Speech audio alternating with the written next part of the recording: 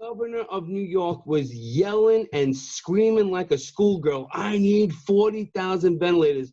Correct. Never broke 6,000. But Never. listen, and you thinking that's a bad thing? No, I think that is. I think that's a good thing. And I think that Okay. what's happening is that people who are in charge of making policy are making policy based on numbers that are exorbitantly wrong. How is the number? Wrong. Listen, how would you know the number is exorbitantly wrong? And this is the thing, like you're trying to say, and I saw How? things like They said one point. But when it was in Italy, they said when it comes to New York, America, we were going to lose 1.7 to 2 million people. okay. Then it went down to 250 to almost 300. Then it went to 100 to 150. Now it's at 60, and they think that we're going to stay. They think we're going to be below 60. Now, Right now, this is the thing. They're only thinking and predicting. So now, if those numbers, somebody also said that we had only 15 cases and those were going to magically disappear and it was all going to be gone. That didn't happen. Only thing they could do is predict, and based on the models that they have in place. Right. So now, if they wouldn't have taken the steps that they did, if they wouldn't have shut things down, do you think we would still be at the low numbers we at now, or would it have ballooned into the same numbers that they were predicting? So you can't say. I don't think it was ever going to get to those numbers. Why? Why do you think that? Because I think based on. I think the models were based on numbers that they first of all they had no knowledge of. I mean, every time they do a test, think about this in LA County in California. Wait. Before I lose my train of thought. In LA they have 8,000 confirmed cases. Before I lose my train of thought, you're saying you don't think it would have ever gotten that high. No. What are you basing that on? I'm basing it on the fact that even while in lockdown, California has been locked down for a harder lockdown than us. And they have 8,000 confirmed cases. But when they did a sample test of the population, they think LA County alone may have 400,000 cases while everyone was locked down. So the virus obviously spread. Obviously. And I think they overestimated that contradicts your point. Then how could it? Saying that you don't think the cases would have went that high if we didn't. No, I think they went. I think the cases went that high in spite of us being in lockdown. Somehow it spread through lockdown. Without any data, without any information. But we have more data now. Who are these people without any data that they're pointing to say?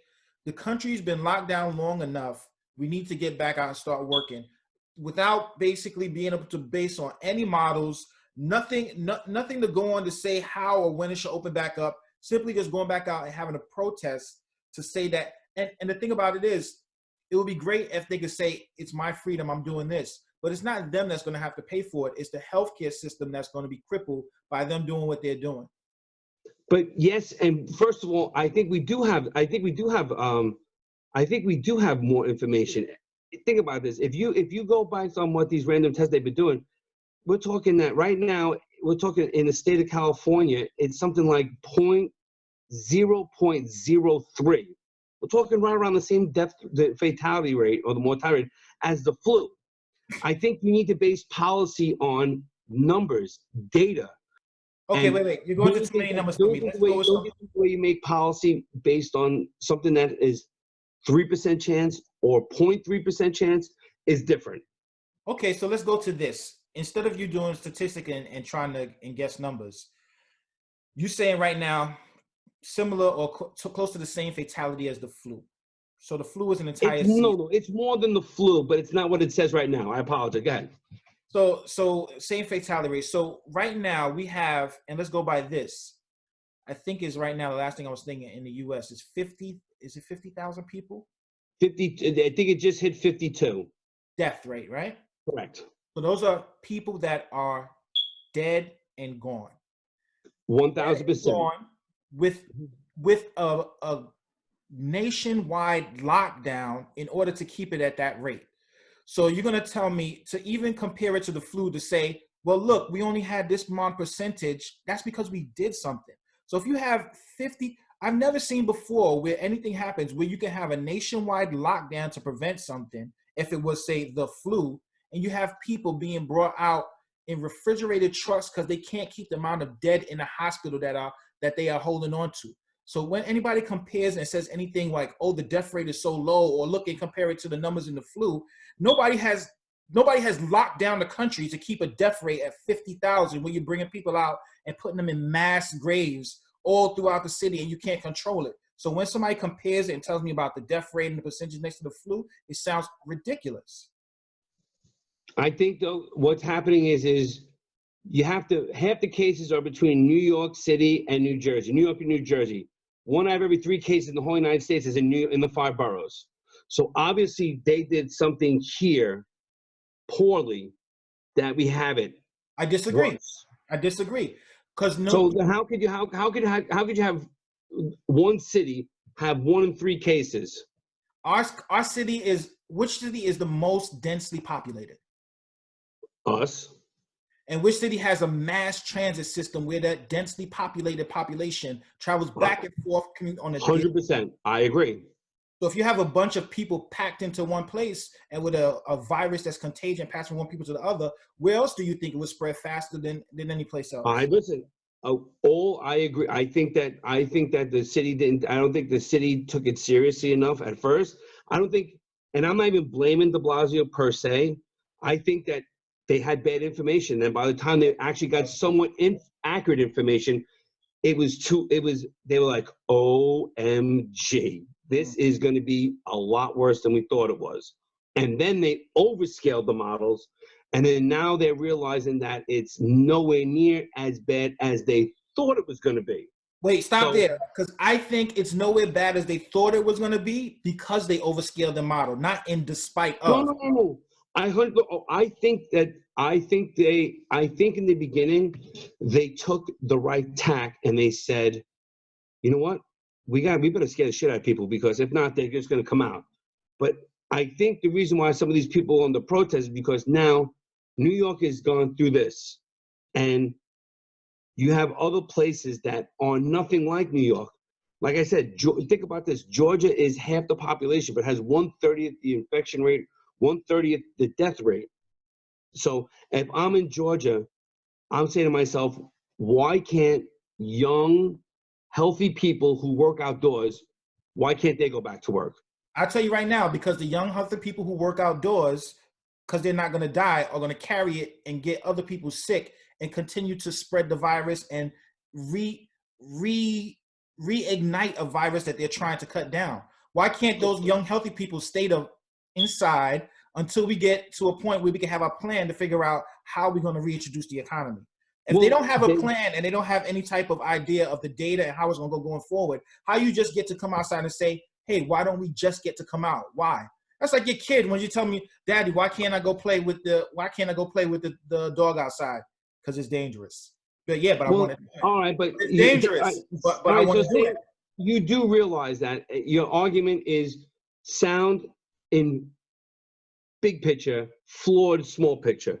Because say Georgia says, you know what, we're going to do it we're going to do exactly like the president said, which has been the best knowledge that people have, because, you know, he went with Fauci and they follow that 14 days on a downward spiral, the infection rates you realize that someone could still go out, he could still come in contact with someone, bring it home and do whatever. Eventually, you're not going to eliminate it. I'm not saying that, okay, everything's going to be all right, but you have to have a plan. At least we're going to try to do things the safe way, not just to say, hey, listen, everybody probably going to get sick anyway.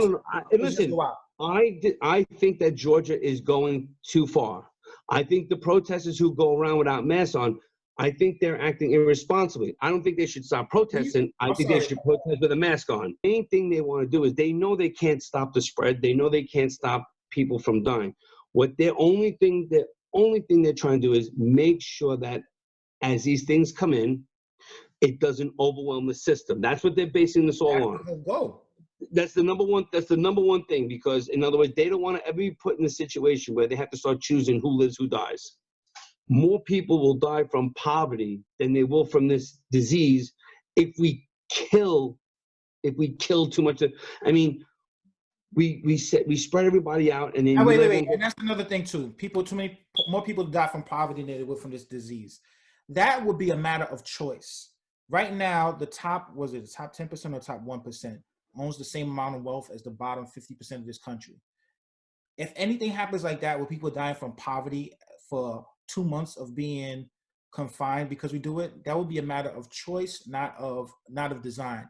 Because there's no reason, like you said, something will happen where you simply pauses everybody's bills and stop everything from being from. All right, but you know what? Do you have any empathy for the almost 30 million people who don't have a job right now or not working right now? I have a tremendous amount of empathy for them, and the question is, who's going to do something about it? Because like these people that are saying that have the amount of money say, well, we just need to get the economy going, go back to work. If people die, it's just going to be a part of the process. No, that's a Hobson's choice. You can open up. Listen, right here in New York. Wait. Before you go, when you said no, you're saying that people are not saying that? I think what I'm saying to you is I think it's not. No. Not what you think. I'm saying there's people that have come up, economists that are talking about when they say that we can't let the cure be worse than the disease. And they're saying we have to let people go back out and get out to work now this is even before the plans that are opened up now put in place, because they're saying that people are willing to give up their life in order to keep the economy going. No. You know of that, right? I'm sure there are stupid people saying stupid things everywhere, but I think there are ways you can, again, if you notice, there have been no protests in New York because New Yorkers understand that what we're going through is reasonable based on the amount of risk we have here. If you're in like Michigan and the risk is 1/10 of this, you know what I'm saying? Then I believe. How could the risk be lower and then you're going out and putting the most risky behavior into your protests? Another thing, real quickly. Why would they come into the protests in full military garb with guns and bulletproof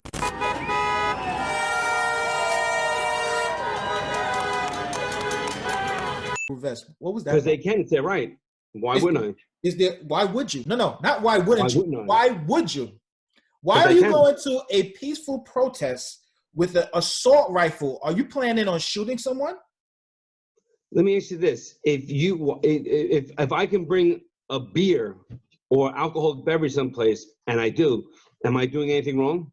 Because you're not doing anything wrong. Does that make any type of sense? That's a justification that your kid give you when he did something wrong, he came back out like, no. Listen, why did you do it? Because I can. Right, but listen, here's the difference. When your kid says he can't because obviously you're admonishing him, so he couldn't do it. But in other words, no. Not that he couldn't. He could because he did. Like, so I have the right to. So why not? Right, fine. Then you know what? Then bad judgment, unfortunately, is not illegal. Now the question I ask you: is it bad judgment? Because you're saying it like as if they did it because they have the right to do it. My question is: you're going to a protest that the country should open back up, and you're going in bulletproof vests with assault rifles and masks on. Why are you going there? You're not going hunting. Are you planning if the police do something, you're going to shoot them? Why would you go and do that? What would be you know what? You would have to ask those individuals. It may not be something that you would do or I would do, but it is something that I am permitted to do, so then I can do it. I'll ask you this. How many people got shot at those rallies? None that I know of. That's why I would like to know why they did that.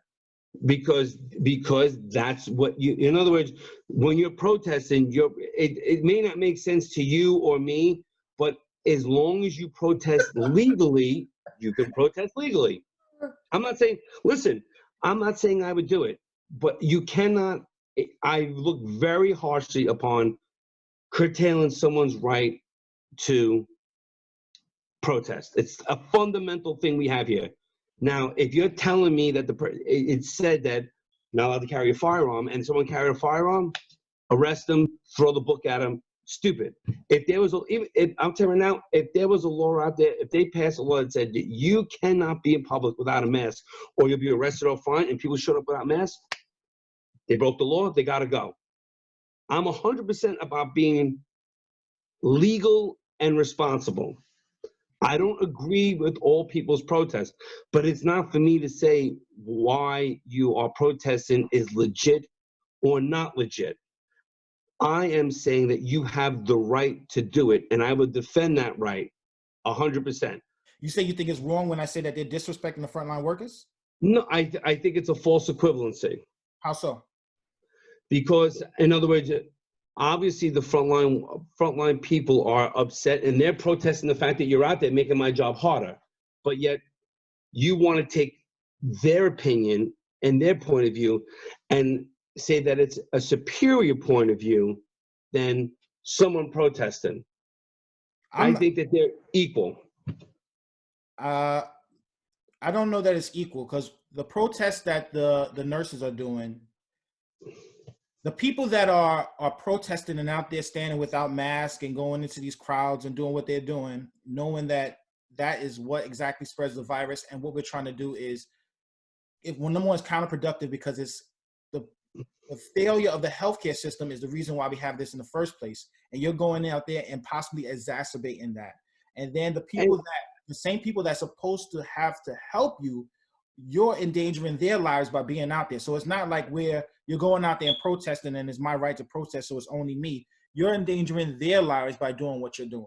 Because what happens when you get sick is not that you're going to go home and be sick by yourself. These are the people who are going to have to take care of you. These are the people that's making the decisions every day. And this is the thing. When you go to a doctor and you sit in front of them, it's not like they're machines. Like, okay, you come to the doctor's office and it's a robotic where you come and get treated and go out. When these people have to make decisions and see the amount of trauma they're going through now, people dying in front of them, dozens of people daily, having to make decisions about which person is going to live and which person has died that they never had to do before. That's like wartime situation. And to sit there and basically take it upon yourself to go out there and protest in a way that's going to maybe put even more stress on them than they already have is selfish. It's selfish and childish. And I think if you poll the average person, they don't think we should be back to normal tomorrow. I think the average person says, listen, but let's start it, because listen, I understand that. And I understand when you show videos, they always try to get the nuts because those are the people that catch the ratings. But the thing is, I'm looking at all these videos and I don't see any of the non-nuts. Everyone is a nut. Bullshit. I call bullshit. Dude, there's plenty of people. There's lots of people in these videos. Listen, there are a bunch of people who do not have masks on, but there's lots of people who do have masks on. Look at the whole crowd. Yes, the ones who are sitting there in front of the camera, yeah, they're being idiots. But there's plenty of people in that crowd who have them. In Michigan, they were in their cars. North Carolina, they were in their cars. Pennsylvania, because I brought a video on both of those, and I saw people in their cars, and I saw hundreds of people out on the Capitol steps or in the squares as well. Right. So that's not all of them. That's some of them. No, you can have some nuts in every group. This is the thing, right? But this is the thing. It's usually some nuts. And this was the opposite. It was everybody not wearing masks and a couple of people wearing masks. Like they were the nuts. I disagree. Find any video that shows me otherwise. I will. Anything I can look at. I want to just look at some of the videos of some of what the nurses were saying. When I look at this is the part that pissed me off, because these are the people that have to deal with it. And then you see somebody standing outside and shouting about open back up the country. And they go into the healthcare workers themselves and saying, you're disgusting. You're the virus. I mean, it's sick, man. It's you know what? It's disgusting, and I totally disagree with it. But you know what? That's their right. I'm not going to shut people down. I'm not going to shut people down. It's not. And that's the thing. This is the part where we majorly disagree. It's not it's your right to protest and have your freedom to say whatever you want. It's not your right to do so when it affects other people's lives. It's not the right, it's freedom of speech, but you can't go into a movie theater and yell fire because it endangers people's lives. Based on everything we know, you can be asymptomatic and spread this. So for them to be going and gathering in large groups, speaking with each other, talking, no masks and all that, that's not just them. They endanger everybody else's lives. And when that happens, if it spreads, the same people that they're talking against are the people that are going to have to go and save them and are living this every day, taking it home with them, having to make decisions about what's going on with people living and dying and working 16-hour shifts over and over again to save these idiots. Again, and I 100% agree. Just because you you can scream at old ladies, but you shouldn't. But I'm not going to stop people from doing it. You want to stop? You want to stop these people from doing something? You start arresting people for not wearing masks if that's a thing. You start but I cannot infringe on someone's fundamental guaranteed right to be stupid. I may disagree with it. You could be as stupid. You could be as stupid as you want, but you do not have no fundamental guaranteed right to endanger people's lives. So you can be as stupid as you want, but not want to endanger somebody else's life. We'll play it out the other way then. In other words, 30,000 people a year die from drinking and driving. You could 100%, if you banned alcohol, save all those people's lives, take away people's ability to drink and save all those lives. But you don't, because you know why? They have the freedom to be stupid. You may not agree with it, and unfortunately, I may not agree with it. But guess what? That's their right. Their right. Again, you're talking about different things. There's a laws put in place because if you go out and you drink alcohol, there's nothing wrong with that. You have the right to do it. The abuse of that alcohol or something like that when drunk driving, and there's laws in place in order to punish the people who take abuse of that right. But that has no saying of these people who are coming out, and there's laws in place and there's things that they're doing that are affecting other people besides themselves, and you do not have the right to do that. You do not have the right to go out and purposely hurt other people. That's like saying, okay, you can drink alcohol and I have the right to drink in excess to the point where I can go out and drive and drunk and kill somebody. No, you can drink alcohol, yes, but once you go past the point where you're doing something that could affect somebody else, it's no longer your right. All right, then you know what? We know this stuff now. Pass a law. They don't need to pass a law right now for this. This is the thing. You're talking about passing a law, which it should be. I'm saying these people, you're saying you're fighting and trying to say these people should have a right no matter what because they're protesting, and I'm saying no, that's incorrect. That right ends when you're endangering other people's lives. All right, so then when the flu comes around next year, the flu kills 60,000 people a year. Should people not be able to protest when the flu comes? You can protest as much as you want. If we already have data, we know that the flu is something that we deal with every year. Are you going to say now that you have to social distance for the flu? If that's the case, then put the data out and let me see it. But this is something that we know we say is a problem, and the only way that we seem to fix it in the short term is what we have now as far as staying apart. Why would you go and blatantly go against what we already know is the best avenue we have to try to fight it and contradict that directly? You know what? I don't know why people protest, why they protest, but I know that people have a right to protest. Do you think it's fair that the person who's protesting, maybe the government forced them to shut their business? Now they have no money, they can't feed their kids, and they're out on the street. Does that person have a right to be mad and protest? Yes, you have a right to be mad. You have a right to protest. Like I said, and this is the thing. I don't think you get what I'm saying. I do. Them going out and driving in their cars and taking that motor brigade and protesting, I think is still stupid. But they have every right to be in their own stupid. When they start getting out the cars and congregating and now at risk of spreading the virus more, now your stupidity ends and you're infringing and putting yourself in a place to hurt more people than just yourself. Now that right ends. Well, I want people to act responsibly. I think there's a way you can legislate most of that behavior, but I think there's an inherent risk. Forget about the legislation part of it. Just asking, like you said, once you have a right to do something, and now you take that right past the point where you're endangering other people's lives, are you saying that you don't think that right should end at that point? I don't know. The Second Amendment right to carry and bear arms. Correct. Once you take that gun and start shooting people, doesn't that right end at that point? Yes, but I don't think that someone's right to protest. Why is it different for protesting? Why doesn't that right end at protesting? Show me the law they're breaking. No. You forget about the law. Why does it change for protesting where the right that you have in order to be able to protest doesn't end when you start endangering other people's lives? Because here's why.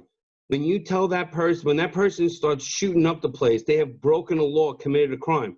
Protesting is not a crime. Okay, so until they make it a law, it's okay for them to endanger other people. Whether or not it's okay or not is indifferent. It's guaranteed. Okay. All right. So I mean, I guess that's what we're going to do.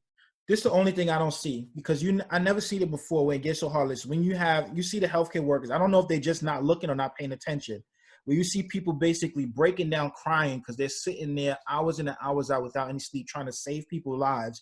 You can look at that and they asking you, the only thing you could do to help us now is in war times, you can't go out and help the soldiers. You can't go out. You can't do nothing but more than thank them for their service when they come home, because they're putting their life on the line for you.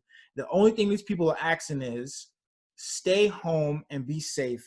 And then you can't even do that in order to help the people who are out there right now, the only front line trying to save everybody. Listen.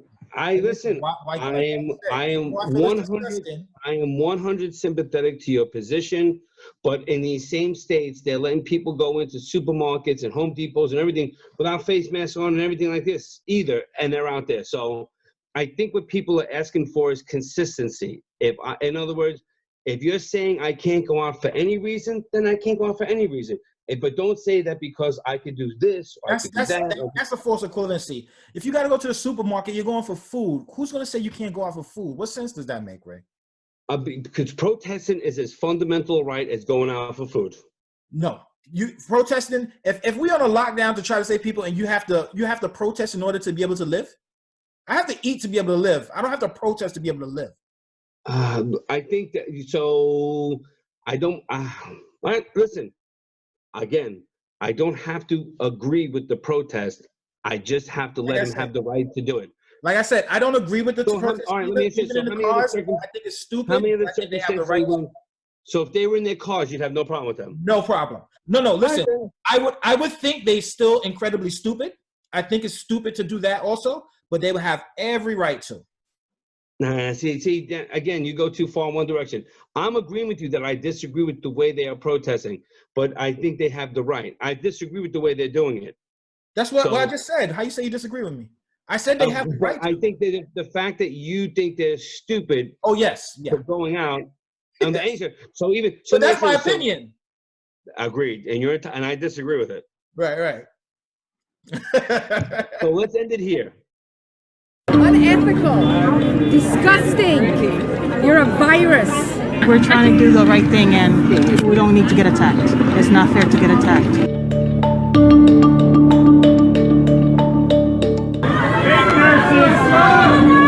Fake nurses, actors.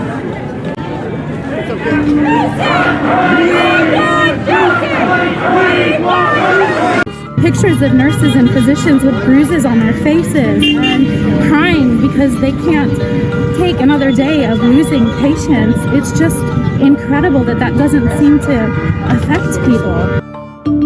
It's hard not to take every death personally as a sign of your failure. Please, y'all, stay home. Please stay home. Please stay home.